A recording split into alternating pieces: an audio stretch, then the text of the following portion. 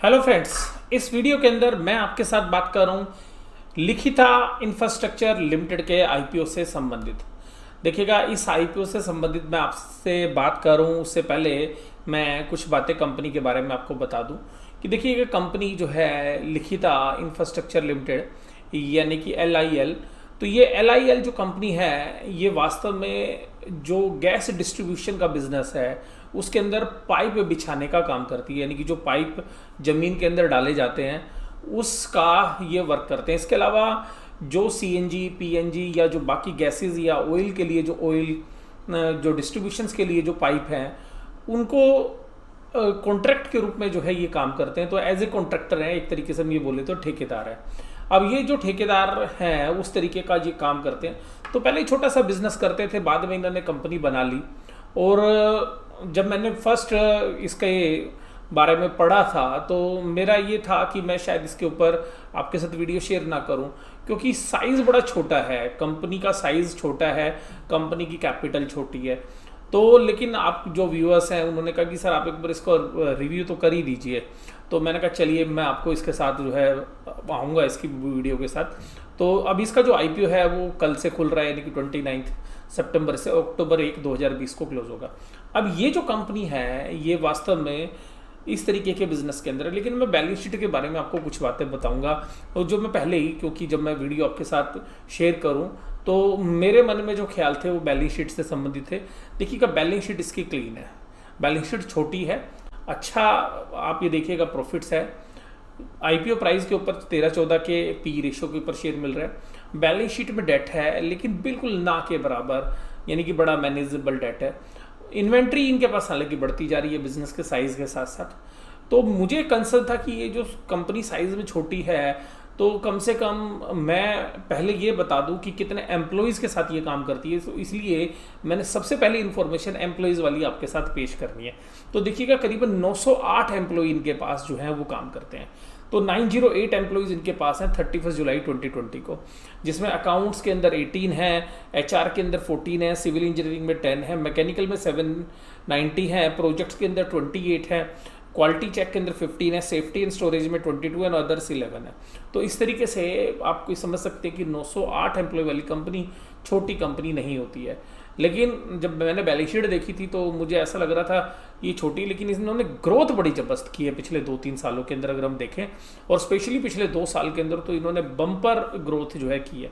तो यहाँ पर अगर ये इसी तरीके की ग्रोथ करती हुई नज़र आई, छोटी कैपिटल है, और अगर यहाँ पे कॉर्पोरेट गवर्नेंस के इशू नहीं हुए फ्यूचर में, तो इस तरीके के बिजनेस के अंदर अच्छी ग्रोथ की संभावना मुझे लगती है, क्योंकि आगे का जो फ्यूचर है वो गैस रिलेटेड बिजनेस है। तो जहाँ पर की पोल्यूशंस की संभावना कम होती है, तो ऐसे बिजनेसेस पीछे अगर आप पिछले 10-12 साल में देखेंगे तो गवर्नमेंट भी जो है इनको प्रमोट कर रही है, गवर्नमेंट भी इंसेंटिव्स दे रही है। तो इस सेक्टर के अंदर इनके पास काम हमेशा रहेगा। लेकिन इस बात से भी इनकार नहीं किया जा सकता कि इस तरीके से ये जो कॉन्ट्रैक्ट वर्क है और भी बहुत सारी कंपनियाँ करती हैं, ये बात भी आपको ध्यान में रखनी चाहिए, क्योंकि एंट्री बैरियर्स जो है नहीं है इसके अंदर। कोई भी जो है इंफ्रास्ट्रक्चर कंपनी इस तरीके का काम कर सकती है। तो कोई ऐसा नहीं है कि बहुत बड़ा स्पेशलाइजेशन है इसका। तो यहाँ पर आप इस बात को समझिएगा कि कंपटीशन भविष्य में मिल सकता है। और मैं इसके साथ साथ जो है आपको सारी जो है कैलकुलेशंस जो वगैरह है वो सब आपको बताता हूँ। तो देखिएगा, ये जो कंपनी है ये हैदराबाद बेस्ड कंपनी है। तो हैदराबाद बेस्ड कंपनी 1998 के अंदर इनकॉर्पोरेट हुई, और गैस और ऑयल के जो इंफ्रास्ट्रक्चर सर्विस प्रोवाइडर हैं ये, और इसके अलावा जो मैंने आपको बता दिया कि जो सिटी गैस डिस्ट्रीब्यूशन है, क्रॉस कंट्री पाइपलाइन है, इन्होंने इंडिया नेपाल जो के ऊपर भी जो है ऑयल का जो है पाइपलाइन जो है इन्होंने बिछाई है वहाँ पे भी। और इसके अलावा ऑपरेशन और मेंटेनेंस सर्विस, जिसको O&M कहते हैं, कि जब वो बिछा देंगे तो जो पेट्रोल पंप है, CNG PNG के पेट्रोल पंप्स हैं, या जहाँ पर ये बाकी की फैक्ट्रीज़ हैं या जो कंपनीज़ हैं वहाँ पर भी, क्योंकि गैसेज एक जगह से दूसरी जगह पर जो है सप्लाई होती हैं।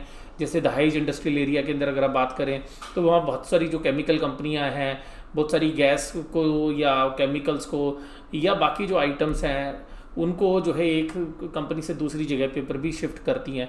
नियर लोकेशन के अंदर, तो वहाँ पर भी जो है ये पाइप का जो डिस्ट्रीब्यूशन नेटवर्क है ये काफ़ी ज़बरदस्त है। तो इनकी जो प्रेजेंस है वो आप ये मान सकते हैं कि 16+ स्टेट्स के अंदर, 2 यूनियन टेरिटरीज़ में है। बड़े क्लाइंट्स के अंदर इनके पास ONGC, HCG, इंडियन ऑयल और गेल जैसे क्लाइंट्स हैं इनके पास। और सबसे खास बात मुझे जो लगी, इसका जो पैसा ये यूज़ करेंगे वो मैं भी आपको थोड़ी देर बाद बताता हूँ। तो जोग्राफिकल प्रेजेंस जो है आप देखिएगा पूरे इंडिया में है, स्ट्रॉन्ग क्लाइंट बेस है, एफिशिएंट बिजनेस मॉडल है, स्ट्रॉन्ग प्रोजेक्ट एग्जीक्यूशन है, और वास्तव में श्रीनिवासन राव द्वारा जो है ये प्रमोटेड कंपनी है। और जो लिथिका है वो इनके रिलेटिव है, तो उन्हीं के नाम से ये जो है कंपनी है। अब देखिएगा अगर बिजनेस के अंदर टोटल असेट्स की अगर हम बात करें तो जो टोटल असेट्स है बिजनेस के अंदर वो किस तरीके से बढ़ी हैं। अगर हम बिजनेस के अंदर देखिए तो जो 67 करोड़ के सेट, देखिए अगर रुपीज़ लैक्स में है। जनरली हम IPO का एनालिसिस करते हैं तो जो इन्फॉर्मेशंस होती हैं वो मिलियंस में दी हुई होती हैं, यहाँ पे इन्फॉर्मेशन लैक्स में। तो ध्यान रखिएगा ये 67 करोड़ से 84 पर आए और 100 करोड़ की असेट्स पर आए, ये इनकी असेट स्पेस है। 67 से 84, 84 से 100, 3 साल के अंदर, तो बहुत अच्छा आप देखिएगा असेट स्पेस भी है। रेवेन्यू के मामले में देखिएगा तो 88 करोड़ का रेवेन्यू था, 140 करोड़ का, फिर 162 करोड़ का। रेवेन्यू ग्रोथ बड़ी ज़बरदस्त है। इसी तरीके से अगर आप प्रॉफिट के अंदर देखेंगे तो 7 करोड़ के प्रॉफिट से 17 करोड़ के प्रॉफिट, फिर 19 करोड़ के प्रॉफिट। तो ये जो पिछले 2 साल में जंप आया है अर्निंग्स के अंदर ज़बरदस्त है। तो इन दोनों पैरामीटर्स के ऊपर ग्रोथ पे कंपनी मुझे अच्छी लगती है, बहुत ही बेहतरीन तरीके की जो है ग्रोथ कंपनी के अंदर है। जो पर्पस है जिसके लिए पैसा यूज़ करेंगे, जनरली वर्किंग कैपिटल के लिए लेंगे। मोस्टली जो कंपनीज हैं वो डेट को रीपे करने के लिए लेती हैं, लेकिन यहाँ पे डेट को रीपे करने के लिए नहीं है, जनरल कॉर्पोरेट पर्पस के लिए और IPO से जो रिलेटेड खर्चे हैं। तो मुझे जो पर्पस है वो काफ़ी पसंद है। यहाँ पे भी ये दोनों चीज़ें मुझे काफ़ी पसंद है। IPO का जो इशू प्राइस है वो 117 रुपये से 120 रुपये, यानी कि आप 120 रुपये मान के चलिएगा। और 125 शेयर्स के लिए मिनिमम आप अप्लाई कर सकते हैं, मैक्सिमम 1625 शेयर्स के लिए। तो मिनिमम 15,000 रुपये चाहिए, मैक्सिमम 1,95,000 रुपये, ये आपकी निवेश की राशि है। 29 सितंबर को खुल रहा है IPO, और देखिएगा उसकी जो बिड है वो 1 अक्टूबर को क्लोज हो जाएंगी, 7 तारीख को फाइनलाइजेशन हो जाएगी अलॉटमेंट को, 8 तारीख को रिफंड आ जाएगी, 9 तारीख को आपको शेयर्स जो है क्रेडिट हो जाएंगे, और 12 तारीख को शेयर्स की लिस्टिंग होगी। तो IPO का जो साइज़ है वो छोटा है। छोटा इसलिए है कि जो शेयर्स इशू हो रहे हैं वो केवल और केवल 51 लाख शेयर्स हैं, 51 लाख शेयर्स हैं। तो आप ये समझिएगा कि ये जो शेयर्स है ये इशू तो वैसे ही सब्सक्राइब हो जाएगा। तो 2-3 प्लेयर जो बड़े अगर इंस्टीट्यूशन इसमें अप्लाई कर देंगे तो ये शेयर्स जो है ये इशू पूरा सब्सक्राइब हो जाएगा। और कंपनी में मुझे ऐसा लगता है कि केवल ये जो इशू है 61 करोड़ रुपीज़ का है, तो 61 करोड़ का ये IPO तुरंत जो है भर जाना है, ये हमें लगता है अगर मार्केट की दशाएं ठीक होंगी तो। और वैल्यूएशंस भी रीज़नेबल है। तो मैंने आपको बताया 13-14 के P रेशियो पे ये शेयर्स है। कुछ इश्यूज़ भी हैं, कुछ कंसर्न्स हैं। देखिएगा इनके जो बुक रनिंग और लीड मैनेजर्स हैं या रजिस्ट्रार्स हैं वो छोटी कंपनियां हैं, कोई वेल नोन नेम नहीं है।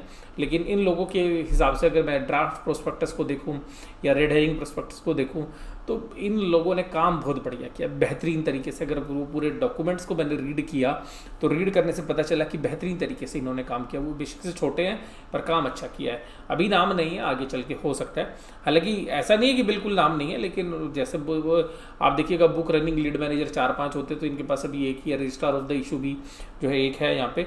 तो उन सभी एंगल्स को अगर देखें तो अब कंपनी का जो प्राइमरी बिजनेस है मैंने आपको बताया दिया कि ऑयल और गैस इंफ्रास्ट्रक्चर सर्विस प्रोवाइडर्स हैं, laying pipeline networks with the construction of associated facilities. और जब ये तैयार कर देते हैं तो उसको ऑपरेशन और मैनेजमेंट का ठेका भी लेते हैं, यानी जिसको आप AMC टाइप में आप बोल सकते हैं। तो AMC भी जो है इन्हीं के पास होती है। और ये जो सेगमेंट है ये काफ़ी अच्छा है। 51 लाख शेयर्स जो है इशू करने वो मैं आपको बता भी चुका हूँ। उसके बाद देखिएगा शेयर कैपिटल जो है 18 से 19 और 19 से 20, तो 2020 का साल के अंदर जो कैपिटल बढ़ी है ये बोनस शेयर्स के रूप में इन्होंने कैपिटल बढ़ाई है। तो इसके अंदर आप देखिएगा ग्रोथ भी जो है बिजनेस के अंदर नेटवर्थ के मामले में भी देखेंगे तो करीबन जो है आपको 20% की जो है CAGR जो है नज़र आएगी। तो काफ़ी बेहतरीन है। यहाँ पे भी अर्निंग पर शेयर भी अगर आप देखेंगे आफ्टर जो है बोनस तो 30.59 है। तो आपको देखिएगा 12-13 की भी P रेशियो नहीं है, लेकिन आप ये देखिएगा मुझे ऐसा लगता है कि 12-13 की P रेशियो पे जो है लिस्टिंग पर जो है आपको नज़र आएगा। तो मुझे ऐसा लगता है कि 30-40% इसमें लिस्टिंग में गेन आराम से बन सकता है, और हो सकता है 50-60% भी बन सकता है अगर मार्केट कंडीशंस अच्छी हुई तो। क्योंकि कंपनी अभी तक जो है मुझे फाइनेंशियल फ्रंट पर क्लीन लग रही है। अगर नेट एसेट्स भी देखें शेयर्स की तो यहाँ पर भी 2.5 के आसपास जो है प्राइस टू बुक वैल्यू, 2.6 लगा लीजिएगा आप, तो 2.5 2.6 की जो है प्राइस टू बुक वैल्यू है, तो यहाँ पर भी वैल्यूएशंस कंफर्ट है। बैलेंस शीट में डेट देखिएगा, ये लैक्स में फिगर से ध्यान रखिएगा, तो करीबन 2.34 करोड़ का डेट है, यानी कि ना के बराबर है, यानी कि 2.5 करोड़ भी जो है डेट है। हालांकि इनके पास एक 2 करोड़ की जो है लाइबिलिटीज़ है इनकी इनकम टैक्स के रिलेटेड कुछ 8 केसेस में, उसको भी आप कंसिडर कर सकते हैं। हालांकि मैं इसको ज़्यादा तरजीह देता नहीं, लेकिन क्योंकि कंपनी का साइज़ छोटा है इसलिए मैंने इसको जो है वेटेज दी है। अब ये देखिएगा इनकी बैलेंस शीट्स के अंदर प्रॉपर्टी प्लांट एंड इक्विपमेंट्स, तो देखिएगा पीपी की वैल्यू जो है डेप्रीशिएट हो रही है, तो इस वजह से घट रही है। इन्वेस्टमेंट प्रॉपर्टीज़ भी न्यूट्रल हैं, इन्वेस्टमेंट भी देखिएगा जो इनकी है इन्होंने बेच दी हैं लंबे टाइम वाली। और उसके अलावा अगर आप लोन्स एंड एडवांसेस भी देखेंगे तो अपने कस्टमर्स को या अपने एम्प्लॉयज़ वगैरह को जो दिए हुए हैं इन्होंने। इन्वेंट्रीज बढ़ती जा रही है, इन्वेंट्री जहाँ पे 2 करोड़ की थी फिर 19 करोड़ की होगी, 24 करोड़ की होगी, तो ये कैश फ्लो स्टेटमेंट पे कंसर्न डालती है कि वास्तव में इन्वेंट्री खरीद रहे हैं तो ये कहीं इन्वेंट्री ना हो, तो ये थोड़ा सा कंसर्न जो है हमेशा बना रहता है। लेकिन संभावना कम लग रही है मुझे भी, क्योंकि देखिएगा ट्रेड रिसीवेबल्स भी जो है मैनेजेबल हैं, ट्रेड यानी कि डेटर से पैसे की रिकवरी अच्छे से हो रही है। कैश जहाँ पे 6.6 करोड़ का कैश था 18 में, 9 में केवल 50 लाख के आसपास रह गया, और फिर देखिएगा 20 में जो है 3.77 करोड़। तो इसलिए देखिएगा आप बैलेंस शीट को देखेंगे तो उसके बाद कैश फ्लो स्टेटमेंट ही ज़्यादा अच्छे से आपको इंडिकेट कर पाएगी। नेटवर्थ अच्छे से बढ़ रही है, मैं आपको बता रहा हूँ, बहुत बेहतरीन नेटवर्थ की ग्रोथ है, अर्निंग ग्रोथ है। बोरोइंग्स देखिएगा, लॉन्ग टर्म बोरोइंग्स जहाँ पर 3.5 करोड़ की थी, फिर 1.1 करोड़ की थी, अब वो तो लाखों में है long term borrowings.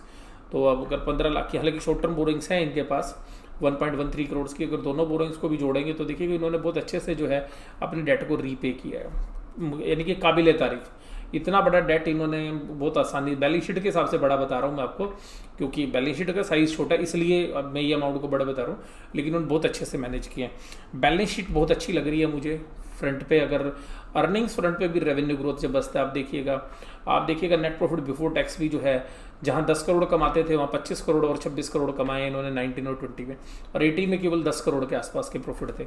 Before tax है, ध्यान रखिएगा, ये आफ्टर टैक्स नहीं है। बेसिक ईपीएस भी देखिएगा 4.90 की बेसिक ईपीएस थी 18 में, 19 में 12 हो गई, और देखिएगा 20 में 13.59, ये भी बेहतरीन है। उसके बाद अगर आप कैश फ्लो स्टेटमेंट देखेंगे तो कैश फ्लो बहुत ही ज़्यादा इंपॉर्टेंट है। 4 करोड़ का कैश ऑपरेटिंग एक्टिविटी से कमाया, 19 में 3 करोड़ का, और यहाँ देखिएगा फिर 19 करोड़ का cash flow from operating activities है। यहाँ पर भी बेहतरीन हमें कैश फ्लो स्टेटमेंट लग रही है। इन्वेस्टमेंट देखिएगा यहाँ पर ये जो है कर रहे हैं, यानी कि जो कैपिटल क्रेडिटर्स हैं उनकी बात कर रहा हूँ मैं, और परचेज ऑफ फिक्स एसेट्स यानी कि जो एडवांस देने लग रहे हैं या परचेज ऑफ फिक्स एसेट्स है वो इस पीरियड में काफ़ी किए, तो अगले साल जो है आपको काम होता हुआ नजर आएगा। Investment in fix deposit in bank, तो इन्होंने पास जो फिक्स डिपॉजिट थी बैंकों से, ये जो है आप देखिएगा माइनस के अंदर है, तो माइनस के अंदर है, इसका मतलब है कि इन्होंने पैसा भी डाला है एफडी के अंदर, तो ये भी इंडिकेट कर रही है कि एफडी के अंदर भी करीबन 5 करोड़ रुपए के आसपास इन्होंने डाला है। डिविडेंड भी इन्होंने रिसीव किया है, इंटरेस्ट पे किया है केवल और केवल 60 लाख रुपए का, तो लोन ही नहीं है तो कहाँ से ज़्यादा देंगे। इनके पास जो व्हीकल्स हैं देखिएगा, जो जेसीबी मशीन्स वगैरह है वो मिट्टी खुदाई करने के लिए, पाइप को डालने के लिए जो है स्पेशलाइज मशीनें चाहिए होती है, तो उस पर खरीदी पे 3 करोड़ रुपए के आसपास खर्च की। उससे पिछले साल करीबन 2.5 करोड़ रुपए खर्च था। आईपीओ के ऊपर जो है 12 लाख रुपए खर्च कर चुके हैं, तो यहाँ पर कैश फ्लो भी ओके, गुड, अच्छी रिपोर्ट है यहाँ पे भी। और अगर हम बेसिक ईपीएस भी देखेंगे तो अगर एवरेज लगाएं 11 रुपये 68 पैसे, तो इससे अगर हम एवरेज से अगर हम पी रेशो कैलकुलेट करें तो वही 12-13 के आसपास की जो है पी रेशो बन रही है, जो मैं आपके साथ बात कर रहा था। और देखिएगा रिटर्न ऑन कैपिटल एम्प्लॉयड भी जो है, रिटर्न ऑन नेटवर्थ, क्योंकि यहाँ पे बेसिकली शेयर होल्डर फंड है, वो भी 35% पे एवरेजली देखिए, एक्सेलेंट।